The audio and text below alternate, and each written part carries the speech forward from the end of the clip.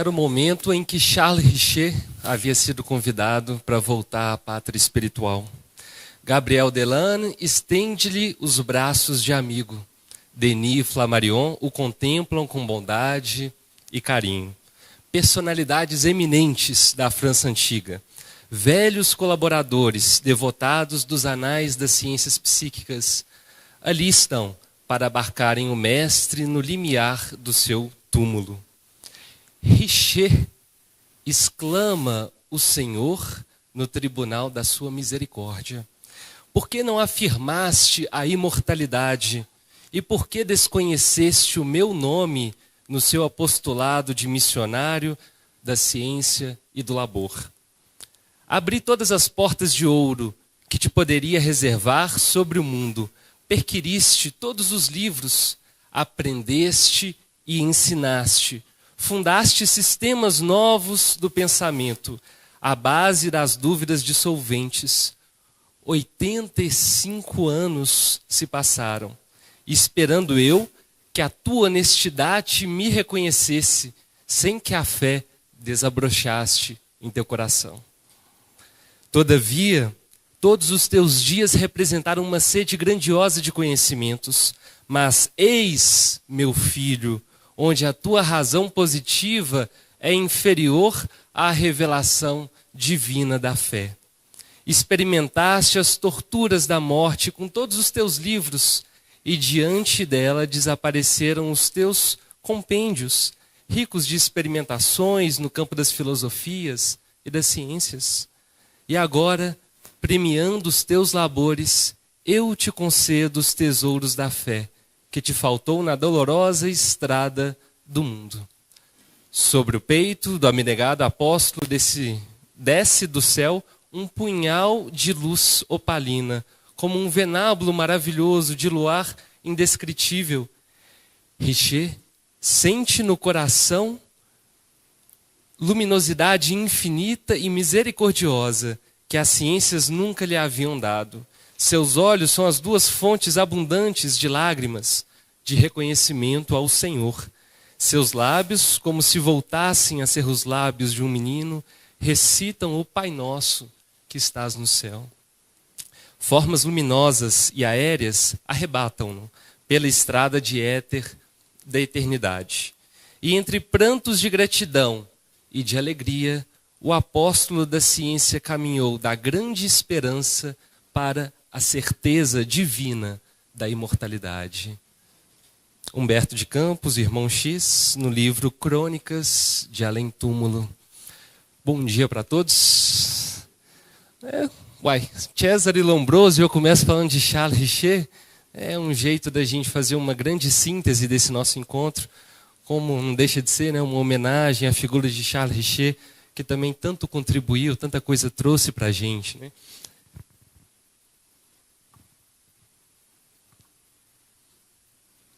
Então, como já foi dito, eu e o Leandro trabalhamos juntos nessa construção. E os objetivos desse nosso trabalho foram quais? Resgatar a importância da figura do Cesare Lombroso para a investigação dos fenômenos psíquicos e para o movimento espírita também. Apresentar em oposição as diferentes visões de Lombroso acerca desses fenômenos espíritas antes e após investigá-los. E aí o grande ponto, né, até desse fechamento desse nosso encontro, o refletir brevemente sobre o processo de mudança de modelos hegemônicos e regras a serem seguidas no campo científico. Então, é uma incursão que nós vamos fazer aí na figura de Lombroso e tentar, a partir disso, refletir um pouco sobre esses nossos processos de mudança. Então, não vamos deixar, obviamente, de resgatar muitas das coisas que até o Alexander ontem iniciou, né, o nosso evento trazendo. E é óbvio que também a gente precisa voltar às bases do Espiritismo. O Espiritismo ele não consegue se alicerçar só num campo da ciência, só na filosofia. A gente precisa da moral, né, como foi bem trazido. E Kardec é quem nos fala também isso, né? O Espiritismo, ainda que só fizesse forrar o homem à dúvida relativamente à vida futura, teria feito mais pelo seu aperfeiçoamento moral do que todas as leis disciplinares, que o detêm algumas vezes, mas que o não transformam. Então, uma das coisas, além, obviamente, dessa nossa fome por conhecimento, dessa empolgação que a gente fica quando estuda esses grandes cientistas, essas figuras que buscaram investigar, dedicaram muitos anos de suas vidas a essas causas, são as implicações, né? Esse é o sentido. Qual que é o desdobramento prático disso no nosso percurso? É o nosso crescimento, é a nossa transformação. E aí a gente remonta a ideia de Kuhn, né? Sobre esse processo, então, da transformação e até que ponto a gente vai conseguir lograr êxito. Considero paradigmas as realizações científicas universalmente reconhecidas, que durante algum tempo fornecem problemas e soluções modelares para uma comunidade de praticantes de uma ciência. E aí a gente se pergunta, depois de tudo isso que foi investigado, nós conseguimos já alcançar esse status? E aí a gente continua com Kuhn. De forma muito semelhante ao que ocorre, inclusive, nas revoluções políticas, né? As revoluções científicas iniciam-se com um sentimento crescente, também seguidamente restrito a uma pequena subdivisão da comunidade científica. Então tem um agrupamentozinho ali, ó, que começa a estudar, a pesquisar. De que o paradigma existente deixou de funcionar adequadamente na exploração de um aspecto da natureza, cuja exploração fora anteriormente dirigida pelo paradigma. O sentimento de funcionamento defeituoso, que pode levar à crise, é um pré-requisito para a revolução. E, por fim, a transição de um paradigma em crise para um novo, do qual pode surgir uma nova tradição e ciência normal, está longe de ser um processo cumulativo obtido através de uma articulação do velho paradigma. E aqui a gente já viu, cansou de falar, não bastam o acúmulo das evidências, né? O processo é muito mais subjetivo, como o Leandro também afirmou, depende de contextos, depende de intenções, motivações, interesses, e esbarra então em âmbito pessoal. E aí é por isso, dentre tantos pesquisadores, nós vamos trabalhar esse campo pessoal, algo muito biográfico, algo muito humano, algo que representa as tendências de um indivíduo, que representa os sonhos, os anseios, e esse indivíduo é lombroso. Opa, mas Gabriel Delane aqui, é porque Delane dizia: a posteridade, sempre mais justa que os contemporâneos, contará entre os títulos de glória do grande criminologista, e aí ele afirma a respeito de Lombroso, suas pesquisas sobre o espiritismo. Eu falo para Gabriel Delane, hoje, né, a sua profecia se cumpre. E seguimos aí em frente. Quem foi então Cesare Lombroso? Nascido em Verona, lá em 6 de novembro de 1835. Esse que seria considerado por muitos no campo aí da história, e na época mesmo, né, entre os italianos, uma das figuras mais famosas da Itália, no fim do século XIX e início do século XX. É quando se falava de um italiano famoso no mundo, quem que eles pensavam? Opa, Lombroso. Esse era o grande ícone. Ele tinha uma descendência judia por parte de seu pai, e ele teve esse contato, bebeu dessa fonte do povo judeu, mas dentro de casa ele tinha também uma herança familiar por parte da mãe, que era uma herança familiar muito mais lógica, pautada em raciocínios profundos, em problematizações. Ele possuía um tio que era literato, Davi Levi, e ele era muito próximo desse tio. E ao longo da sua infância ele foi se deliciando com a poesia, com a literatura, com a história. Então ele bebia de fontes, né, de Dante, Lucrécio, Tácito, Tito Livio, e tantos outros. E isso ia empolgando essa figura, né?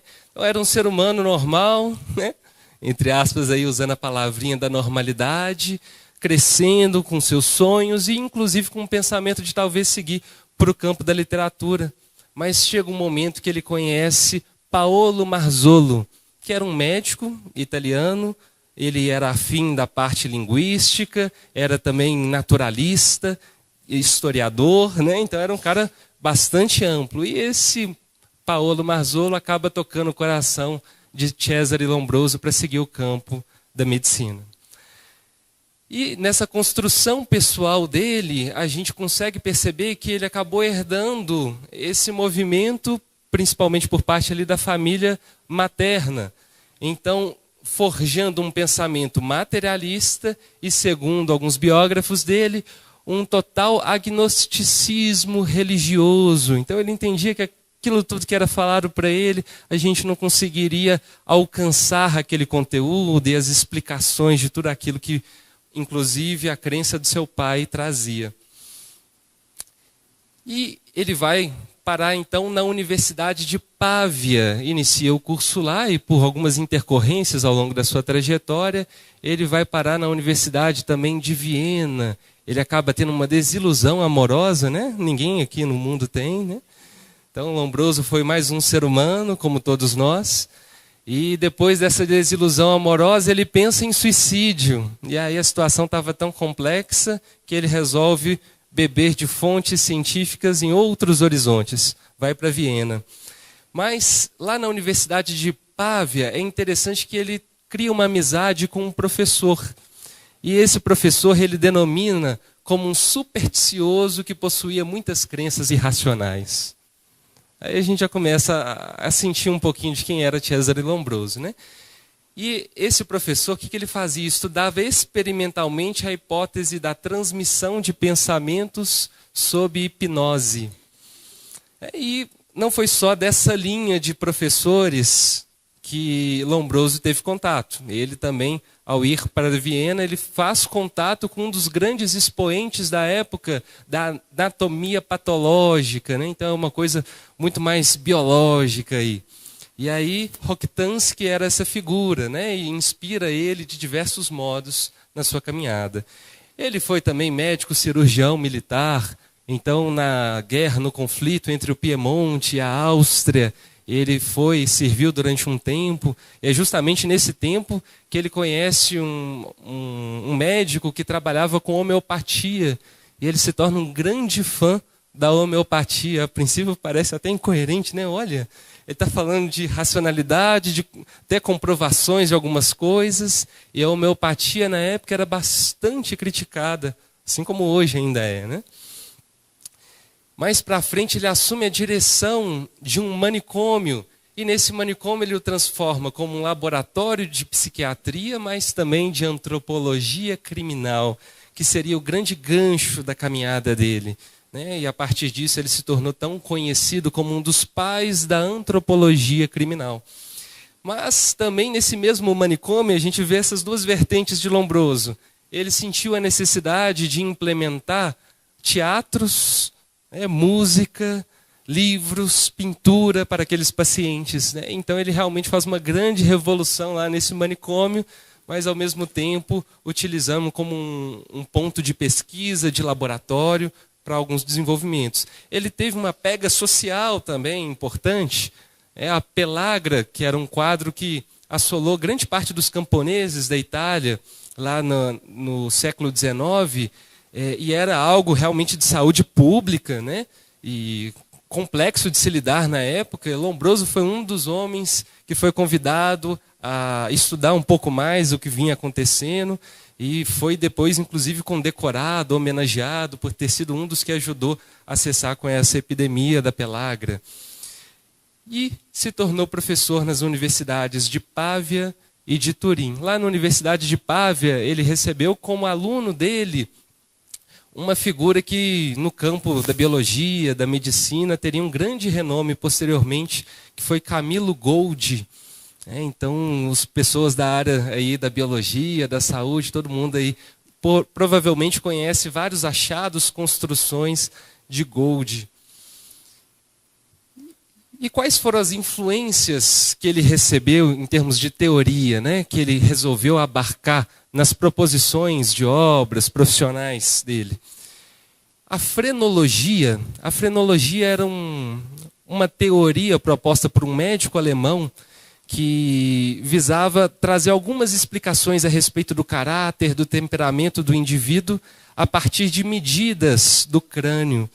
e que seriam impressas pelas circunvoluções cerebrais, né? E ele, assim como várias pessoas, eram adeptas disso na época, embora bastante questionadas já por alguma outra corrente de estudiosos. Ele resolveu abraçar bastante a teoria evolucionista de Darwin e Wallace, teve uma grande influência, principalmente essa ideia da seleção, né? A seleção das espécies, e levando muito do caminhar dele para uma linha de determinismo biologicista, né? E que fica bastante impregnado nas suas reflexões.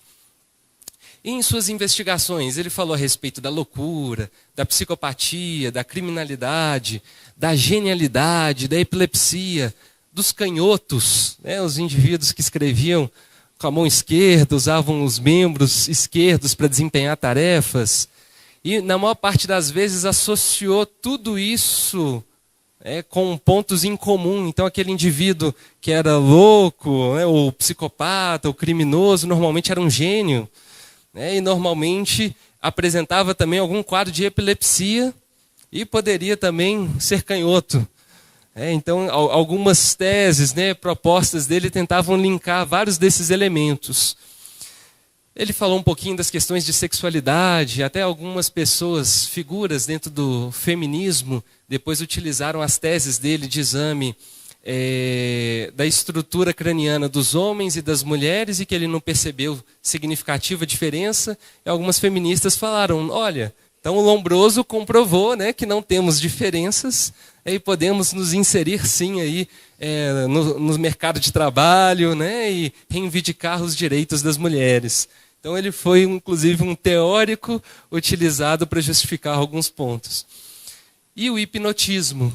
O hipnotismo era uma grande paixão de Lombroso, assim como a homeopatia era algo bastante questionado na época, mas Lombroso entendia que, diferentemente do espiritismo, o hipnotismo tinha uma base de sustentação muito interessante.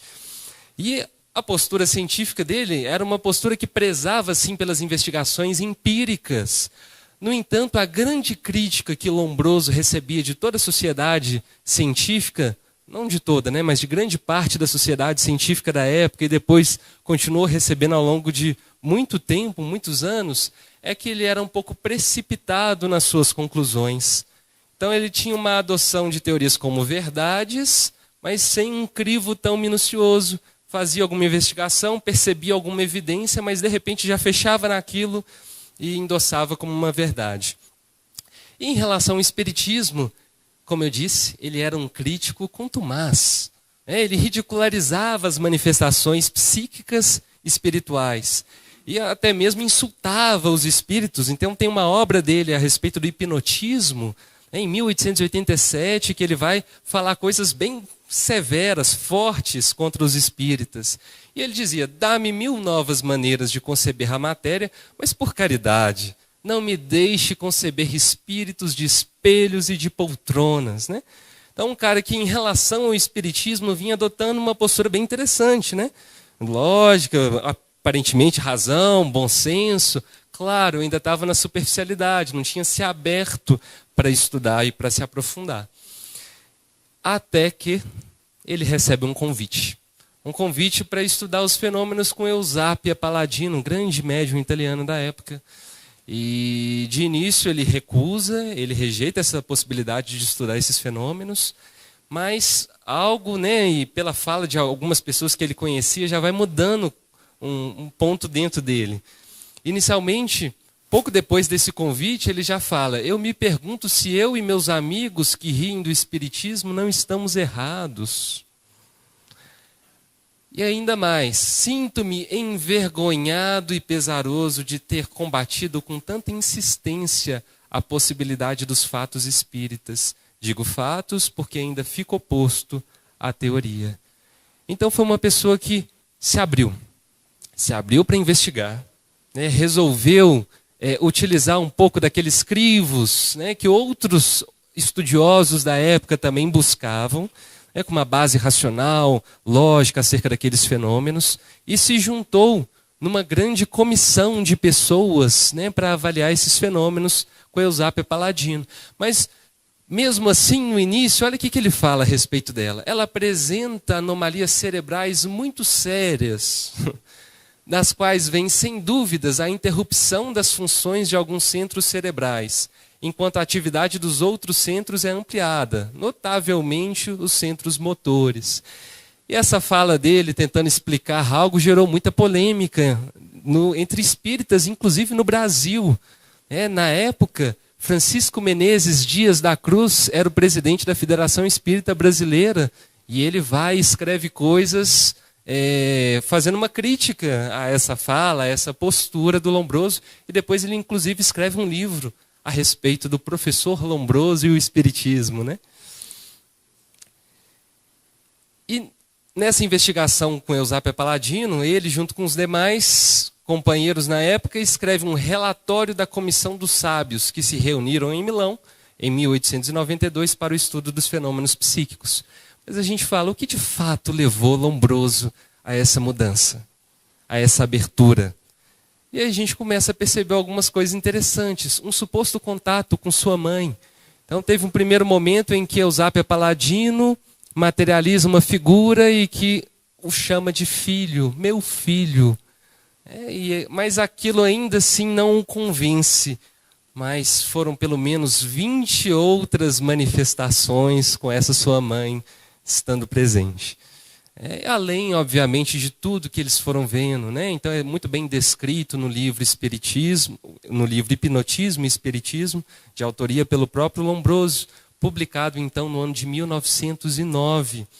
Então nesse livro ele vai discorrendo a respeito de todo esse processo de investigação, de observação, desses elementos que de fato levaram ele a essa mudança. E aí por isso que a gente destaca que foi um processo longo, contínuo, de aproximação com a médium, que recebeu, inclusive, muitas críticas por parte de diversas pessoas, porque a relação, num dado momento dele com a médium, era quase de pai e filha. A própria família de Lombroso era contra ele nesse processo, contra essa aproximação que era muito grande, mas mesmo assim ele resistiu e escreve, no italiano, Ricerche sul fenomeni ipnotiti e spirititi. E no português foi traduzido de dois modos, hipnotismo e espiritismo, e hipnotismo e mediunidade. E aí, nesse livro, ele fala que não existiu ninguém mais contra o espiritismo do que ele. E ele vai dando testemunho dele, de mudança, das suas observações, mas é curioso a respeito de alguns pontos, alguns detalhes da teoria espírita, que até alguns outros historiadores, tem um livro que se chama The Handbook of Cesare Lombroso, que na verdade não é um handbook, mas um calhamaço de coisas escritas, que um dos organizadores desse livro publica um capítulo no qual afirma que o Lombroso nunca se abriu para a teoria da reencarnação, embora se dissesse espírita. Então, é um dos elementos que a gente observa que, por mais que ele tenha feito esse movimento, algumas lacunas, talvez, de completa, entre aspas, transformação de pensamento ainda existia. E ele diz, depois de tudo isso, estamos bem distante de pretender haver atingido a completa certeza. A hipótese espirítica surge depois de tão fatigantes pesquisas, tal qual aqueles imensos espaços oceânicos dos quais se vê emergir, aqui e lá, ilhotas mais elevadas que só ao julgar do geógrafo dão a resultado de antigo continente, enquanto que o vulgo ri da sua hipótese, assim audaz na aparência. Então ele fala, olha, não tenho completa certeza, mas olha, também não botem fé em mim. Então daquele cara que era um cara precipitado nas suas conclusões no campo da ciência, e muitas das coisas que nesse fim de vida ele olha para trás e pensa, poxa, eu acho que é um pouquinho diferente, principalmente com essa tese espírita que eu venho conhecer agora. Ele, em relação ao espiritismo, consegue adquirir, talvez para a caminhada dele, em seguidas, inclusive em outras encarnações, esse crivo muito interessante da razão, do bom senso, da lógica, e tentando seguir, sempre acreditando nas possibilidades que a ciência tem de elucidar novas coisas e esclarecer conhecimentos que a princípio estavam ocultos. Então, esse é Cesare Lombroso, e a gente tenta com todo respeito, né, trazer essa história dele, essa caminhada dele, reforçando como elemento principal que a mudança, a transformação, ela depende de alguns pontos, nos quais eu lembro a fala de Abigail para Paulo, lá no livro Paulo e Estevão, né? Ama, trabalha, espera, perdoa. E se todos que estão aqui adotarem essa postura, não tenho dúvidas, né, de que daqui a algum tempo, ninguém sabe qual, os paradigmas vão se transformando, né? Mas é preciso que haja, nos dizeres de Kuhn, um grupo científico disposto a resistir, a formar a resistência. E como que a gente forma a resistência? Produzindo, né? Investigando, retomando alguns elementos que já foram no passado, resgatando essa memória. E é esse o trabalho que eu pessoalmente admiro muito da LIP, né? E de tudo que tem sido proposto. E acreditemos, né? Acreditemos, esses homens acreditaram. Obrigado. Aguarde que já temos um tempinho aí para pergunta. Sim, vamos lá.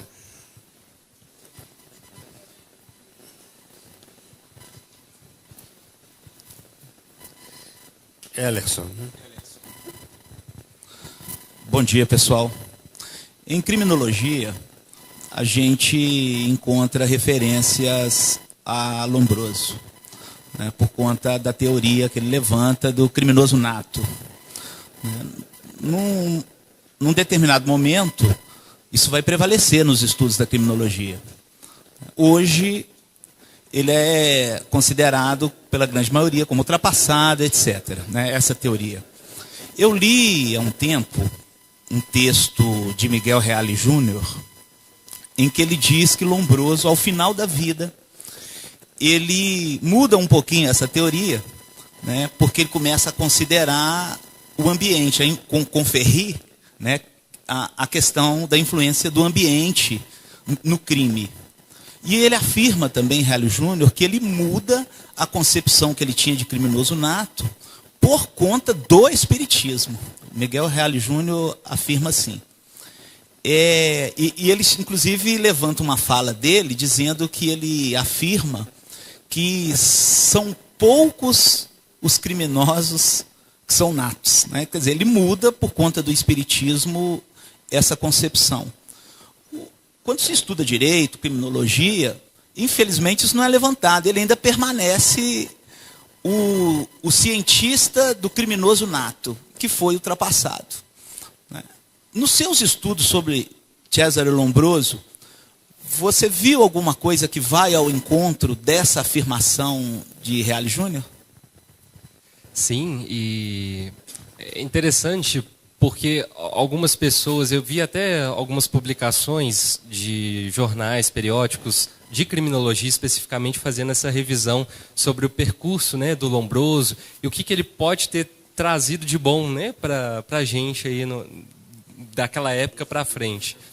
E a herança maior que eles destacam é que, apesar desses pontos de um determinismo muito grande, que hoje a gente já olha como antiquado, naquele tempo ele foi capaz de enxergar essa possibilidade de como que um indivíduo poderia ter essas mudanças num contexto do ambiente, né? E mais, eles destacam que antes as figuras de criminosos, loucos, eram tidos como objetos de estudo não relegado à ciência, nem à filosofia. E foi Lombroso que trouxe para o campo da ciência e da filosofia a problematização a respeito dessas figuras que eram totalmente marginalizadas do ponto de vista social. Então foi um homem que conseguiu ter um papel de inclusão social muito interessante. E eles resgatam isso e destacam isso de forma muito positiva. Então era um cara intuitivo, sim, ambíguo metodologicamente em alguns momentos, sim, né? Mas disso conseguiram surgir várias coisas positivas, né?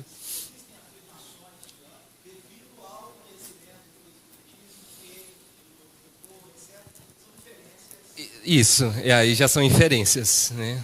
Isso já são inferências. E aí a gente tem as obras que ele vai publicando até mais próximo do fim da vida, as obras não espíritas, depois que ele já tinha tido contato com os fenômenos espíritas, né?